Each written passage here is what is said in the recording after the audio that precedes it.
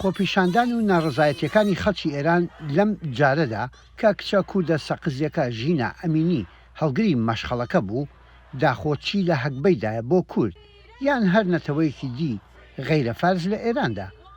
هەوڵدانەکان هەمە چەشنن، داواکاریەکانیش تۆزی مێژووی دەیان ساڵی سەرکوتکردنی لە خۆگرتووە. ئەم جم و جۆڵانە دەبنە بە هەرێکی سیاسی هەموو نەتەوەکان ڕوو لە ئێرانێکی نوێ بکەن لە واشنتنیش شەنوکەوی سیاسی گەرمە. ئەم خانمە کوردەی ئێران لە هەوڵی ئەوەدایە لە ڕووی یاسای نێودەوڵەتیەوە ئەوەندەی تر باری شانی کۆماری ئیسلامی قورستر بکات.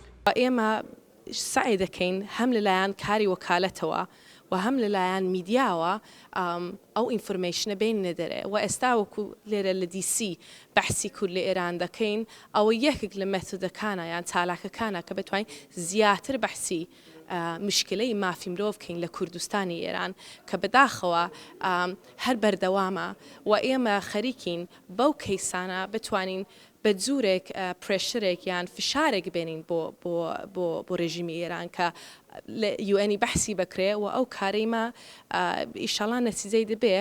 لە نێو خۆپیشاندانەکانی واشنتن و جێگەی تری دەرەوەی ئێران هەوڵەکان بە ئاقارێکە لە بەرکردنی ئێرانی بوون بەبەری خۆپیشاندانەکاندا.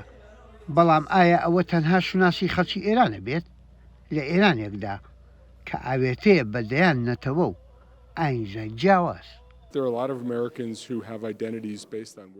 زۆرێک لە ئەمریکایەکان لەسەر بنچینەی خێزانەکانیان کە هاتوونەتە ئەمریکاوە هەڵگری ئاین و نەتەوە و کللتوری خۆیانن. بەڕای من ئەگەر تۆ کورد بیت یان ئێرانی یان هەر نەتەوەیەکی دیکە شوناسی جیاواز یەکتری ناسرێتەوە بەڵکو و دەرفەت دێنێتە ئاراوە بۆ پێکەوە کارکردن.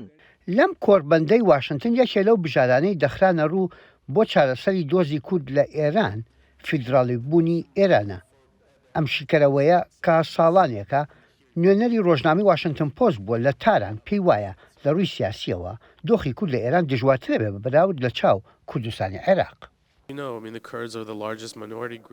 کورد گەورەترین نەتەوەیە لە دنیادا کە وڵاتی خۆیان نییە و حەقیشانە وڵاتی خۆیان هەبێت.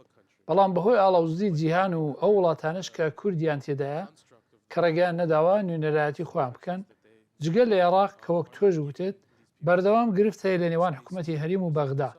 پێویستە ئەمریکا و هاوپەیمانەکانی لە هەر شوێنێکن پشتگیری کورد بکەن.